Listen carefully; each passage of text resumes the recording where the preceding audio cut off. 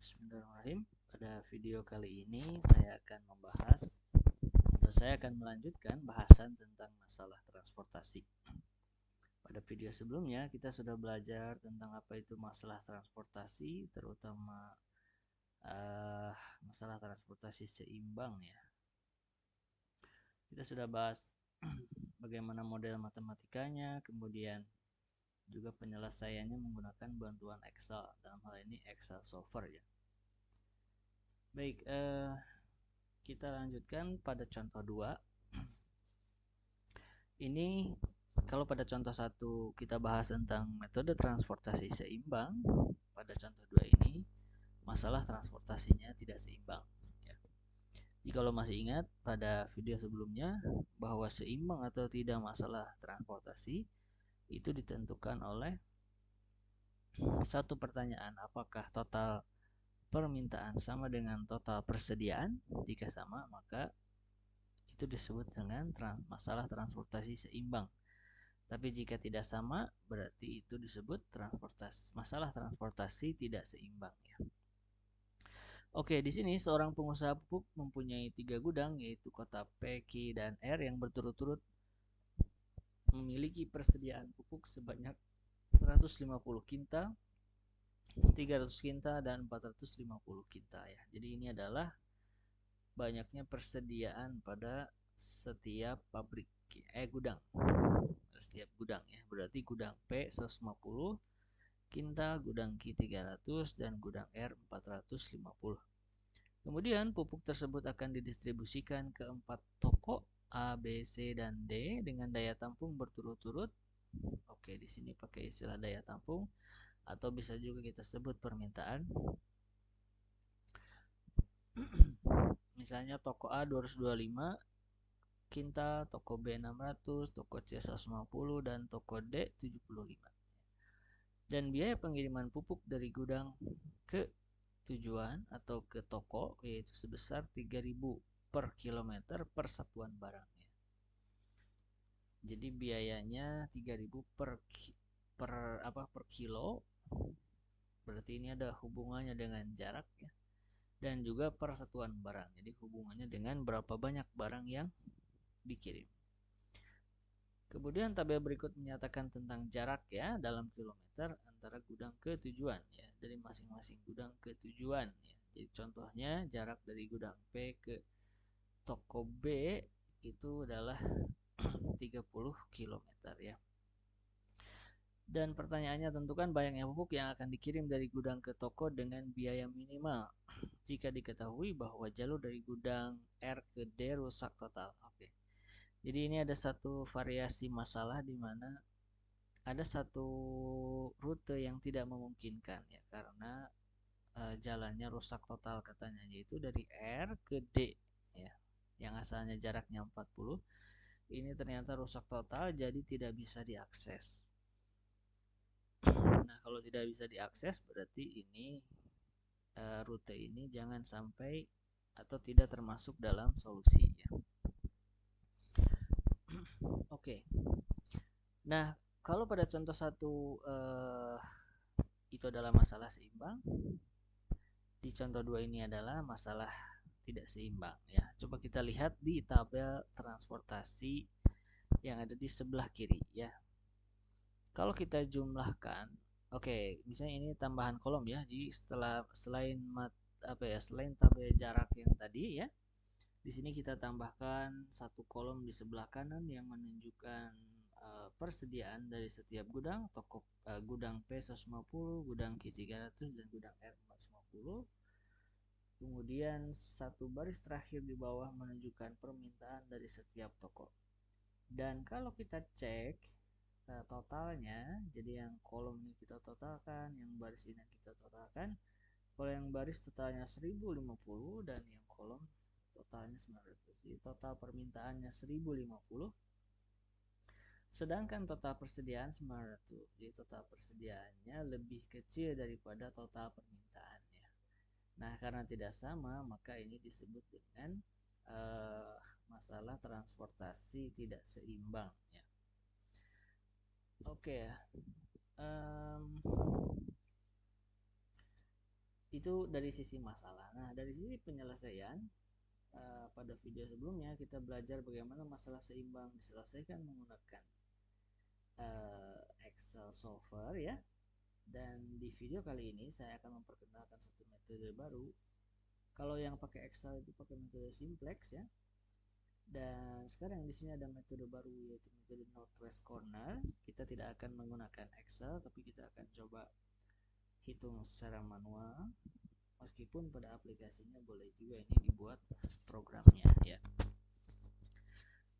Tapi bukan berarti metode northwest corner ini hanya bisa dipakai untuk masalah transportasi tidak seimbang ya. Ini supaya tidak terjadi misinterpretasi ya. Jadi ini hanya sekedar contoh saja. Jadi kalau masalah aslinya masalah seimbang bisa nggak diselesaikan pakai northwest corner? Jawabannya bisa. Jadi metode ini bisa menyelesaikan masalah apa aja ya. Begitupun yang Excel ya. Excel juga sama bisa menyelesaikan masalah apa saja, mau yang seimbang ataupun tidak ya. Baik, kita coba lihat. Nah, karena banyaknya permintaan itu lebih besar daripada persediaan ya. Artinya gini, total persediaan yang ada itu tidak akan mencukupi permintaan gitu kan, karena permintaannya nilainya lebih besar dari total persediaan, sehingga kita akan membuat satu apa ya namanya gudang buatan, gudang bohongan, gudang dummy istilahnya ya. Jadi di sini ada istilah gudang itu berarti sumber ya, sumber yang dummy gitu. Dummy itu kayak bohongan gitu. Misalnya S ini kita sebut ini adalah gudang yang dummy ya, yang bohongan artificial gitu ya. Kemudian yang jarak dari apa namanya, kita jarak ya, jarak dari gudang S kemana, ke setiap tokonya itu adalah 0 ya, jaraknya 0. Oke. Nah kemudian di sini tadi karena jalan dari gudang R ke gudang D itu rusak total, angka yang 40 tadi kita ganti dengan M besar ya. Ini dikenal dengan nama Big M ya. M itu apa? M itu adalah satu nilai yang nilainya besar sekali, atau besar lah, cukup besar. Terus nilainya itu berapa? Sebenarnya nilainya boleh juga ditentukan berapa, misalnya 100, 1000 dan seterusnya ya. Terus kenapa yang tadi tidak jalan yang rusak tadi kita ganti jaraknya dengan M? Kan gini, ya kan, tujuan dari masalah transportasi itu adalah meminimumkan biaya, di mana biayanya di sini berhubungan dengan jarak, ya kan? Nah, ketika jarak dari R ke D ini kita buat besar, ya, artinya R ke D ini kan nggak mungkin lah jadi solusi optimal, ya kan? Karena nggak mungkin dikunjungi, nggak mungkin dipilih sebagai bagian dari solusi yang baik jarak dari R ke D, karena jalannya rusak total, memang tidak bisa diakses gitu kan. Sehingga untuk menghindari rute R ke D ini masuk ke dalam solusi, maka nilai jaraknya kita buat supaya besar, ya kan? Karena prinsipnya semakin besar jaraknya, maka biaya transportasinya juga akan semakin besar pula. Jadi M ini nilainya ya kita set besar. Besarnya itu gimana? Sebenarnya acuannya lihat aja jarak-jarak yang lain. Ini kan maksimum 60 ya kan. Nah, ya M ini berarti harusnya lebih besar dari itu. Ya, mungkin bisa 100, 200 dan seterusnya. Yang penting angka itu di set untuk menghindari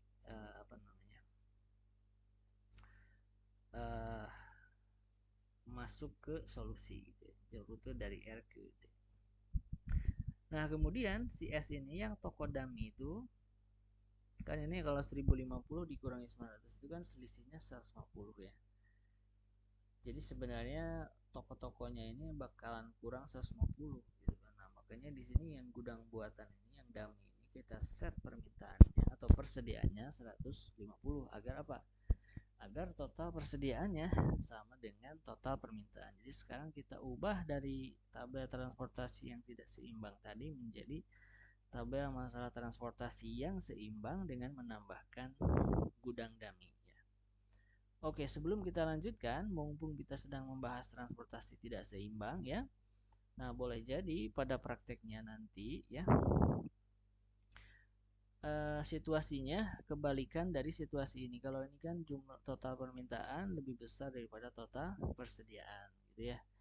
Nah, mungkin kita akan menemukan realita di lapangan di mana total persediaannya yang lebih besar daripada total permintaan. Nah, kalau itu yang terjadi, maka yang kita buat tidak menambahkan sumber, tapi menambahkan tujuan atau menambahkan toko ya. Jadi kalau persediaannya lebih banyak daripada permintaan, ya kita bikinlah toko buatan di mana permintaannya itu adalah selisih dari total persediaan dikurangi dengan total permintaan. Nah, oke ya, itu sekedar teori saja. Karena yang akan dibahas hanya satu jenis saja di sini, transportasi tidak seimbangnya, yaitu ketika banyaknya permintaan lebih besar daripada banyaknya persediaan. Oke. Nah, jadi setelah kita ubah dari tabel yang tidak seimbang menjadi seimbang, maka baru kita masuk ke teori atau konsep northwest corner-nya ya. Nah, jadi metode NWC ini adalah penyelesaian masalah transportasi yang intinya kita akan mengalokasikan banyaknya barang yang akan dikirim itu mulai dari sudut barat laut, makanya northwest ya, northwest itu barat laut. Nah, dari tabel alokasi ya, jadi ditentukan dari kiri ke kanan dari baris pertama sampai baris terakhir, gitu ya. Nah, ini proses pengalokasian dimulai dari kiri ke kanan dari baris pertama sampai baris terakhir. Jadi ini yang warna hijau ini adalah urutannya, urutan pengalokasiannya ya. Jadi kita mulai dari 1, 2, 3, 4 ya, 5, 6, 7, 8 dan seterusnya sampai ke 16 ya. Namun metode NWC ini hasilnya belum tentu optimal ya, belum tentu optimal. Nah, tidak seperti yang pakai metode Excel solver ya. Jadi kalau Excel solver itu dia akan mencari solusinya sampai optimal ya. Artinya solusi optimal itu kan solusi yang pokoknya tidak ada lagi solusi lain yang lebih baik daripada solusi tersebut. Itu disebut dengan solusi optimal. Nah, sedangkan NWC ini solusi yang dihasilkan belum tentu optimal atau bisa disebut dengan solusi awal yang baik. Nah, sehingga butuh metode lain untuk mengoptimalkannya atau memperbaiki solusinya. Misalnya ada metode MODI gitu ya. Mungkin ini akan dibahas di video berikutnya ya. Oke, nah kita masuk ke alokasi ya. Nah, kita mulai dari nomor 1 tadi ya, pojok kiri atas ya. Berapa banyak A yang kita alokasikan dari gudang P ke gudang A gitu ya. Nah, caranya gimana? Caranya lihat persediaan gudang P 150, sedangkan permintaan toko A itu 225.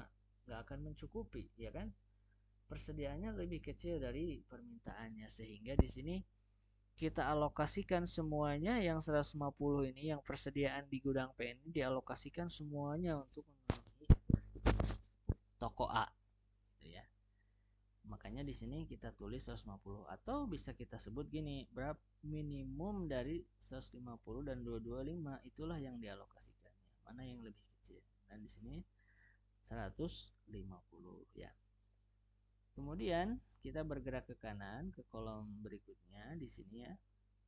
Rute dari P ke B. Nah, karena ini kan masih pengalokasian dari gudang P ya kan. Nah, karena semua persediaan sudah dialokasikan semuanya untuk toko A, maka tidak ada pengiriman ke toko B, ke toko C dan juga ke toko D gitu ya.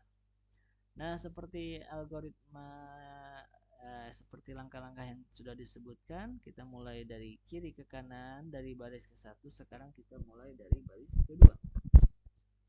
Berapa banyak alokasi dari Q ke A ya. Nah, kenapa 75 di sini? Kenapa alokasinya 75? Karena toko A itu sudah mendapatkan sudah terpenuhi kebutuhannya 150 dari toko A yang tadi. Sedangkan total permintaannya 225, berarti kan sisa permintaannya itu hanya 75 ya kan. Dan sedangkan gudang Ki ini persediaannya 300 ya kan, jadinya memenuhi gitu ya. Jadi sisa permintaan toko A sebesar 75 dialokasikan dari gudang Ki ya, yang totalnya 300. Oke ya, bisa difahami. Nah, kemudian kita bergerak ke kanan. Nah, alokasi dari Q ke B, kenapa 225? Nah, itu karena lihat, berarti kan yang 300 ini sudah dikurangi 75 ya untuk alokasi ke toko A ya kan.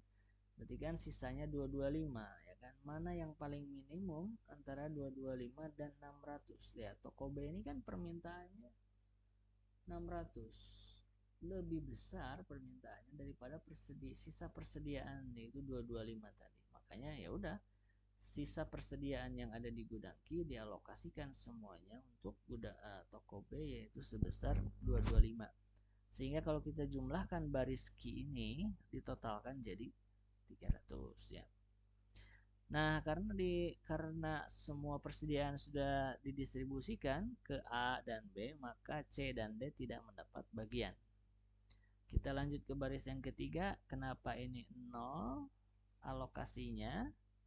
Itu karena toko A ini permintaannya sudah terpenuhi ya. Ini 150 dari gudang P dan 75 dari gudang Q, yang kalau ditotalkan 225. Jadi ini kosong, tidak ada pengiriman dari R ke A. Kemudian dari R ke B ini ada pengiriman sebesar 375. Nah, dari mana 375? Kita lihat tadi toko B ini sudah mendapat alokasi 225 dari toko Q. Berarti kan sisanya 375. Sedangkan gudang R persediaannya masih utuh nih, 450. Ini 375 butuhnya. Ya udah, yang 375 dialokasikan dari gudang R. Nah, sisanya persediaannya sebesar 75 itu dialokasikan ke toko C, yang kalau ditotalkan baris ini totalnya 450. Dan yang ke toko D ini tidak ada alokasi ya kan, karena semuanya sudah terdistribusikan. Nah, kemudian kita lihat ke baris berikutnya. Ini 0 karena toko A sudah terpenuhi permintaannya, toko B juga sudah terpenuhi, makanya 0. Nah, toko C belum terpenuhi semua nih, baru 75 dari 150 tadi kan. Ini total permintaannya. Berarti kan sisanya 75 dialokasikan di sini.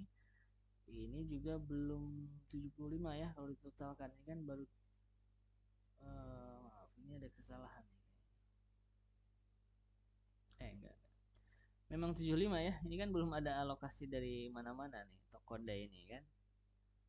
Ini enggak ada, ini enggak ada, makanya di sini 75 ya, sesuai dengan permintaannya. Yang kalau ditotalkan barisnya 75 tambah 75 150. Gitu ya. Jadi ini adalah solusinya. Itulah bagaimana metode Northwest Corner mencari solusi yang baik dari masalah transportasi ini. Atau bisa dibaca ya, di sini ada penjelasannya di sebelah kiri. Nah, sehingga biaya alokasinya, nah kita tinggal kalikan antara barang yang dikirim, unit barang yang dikirim dengan jarak dan juga dengan biayanya. Ya, karena tadi yang 3000 per kilometer per unit itu kan jarak biaya pengiriman. Jadi di sini tinggal kalikan nih alokasinya yang hijau dengan jaraknya, tapi yang jarak ini nanti dikali juga dengan 3000. Tapi kalau kita lihat di sini pengali 3000-nya nanti aja belakangan. Jadi sekarang yang ada dalam kurung ini kalikan aja alokasi barangnya dengan jaraknya. Jadi 150 kali 20 ditambah, lihat aja yang enggak nolnya aja ya. Kalau yang nol abaikan. Berarti ini 75 kali 10, 225 kali 50, kemudian 375 kali 30, kemudian 75 kali 10. Nah, sebenarnya ada dua lagi nih, 75 kali 0 tambah 75 kali 0. Tapi karena ini 0, jadinya tidak termasuk. Nah, kenapa sih jarak yang dummy ini, gudang dummy ini ke semuanya kita set 0 agar tidak menjadi solusi. Jadi ini hanya sekedar untuk memenuhi kebutuhan tabel transportasi yang seimbang gitu ya. Jadi kan kalau 0 kali berapapun kan hasilnya 0, berarti kan tidak dihitung ini yang ini. Karena memang kan total persediaan kan lebih kecil ya, total persediaan lebih kecil dari total permintaan itu sebesar 150. Jadi masih ada 150 permintaan yang belum terpenuhi. Itu sih intinya, yaitu 75 di kota C dan 75 di toko C dan 75 lagi di toko D gitu ya. Nah, karena tadi pengalinya ini eh, harga harganya satuannya 3000, maka kalau kita kalikan ini 27.000 ya yang ada dalam kurung, kemudian kali 3.000 sebagai harga per kilometer per unit barang, kalau dikalikan hasilnya 81 juta. Apakah ini hasil yang optimal? Belum tentu. Maka kita perlu menggunakan metode berikutnya, misalnya modi ya, untuk memperbaiki solusi ini atau untuk memastikan apakah masih ada solusi yang lebih baik dari ini atau tidak. Itu kira-kira metode Notepad Corner. Silahkan dipelajari kembali, diputar kembali videonya, dan kalau ada pertanyaan boleh tuliskan di kolom komentar. Terima kasih. Assalamualaikum warahmatullahi wabarakatuh.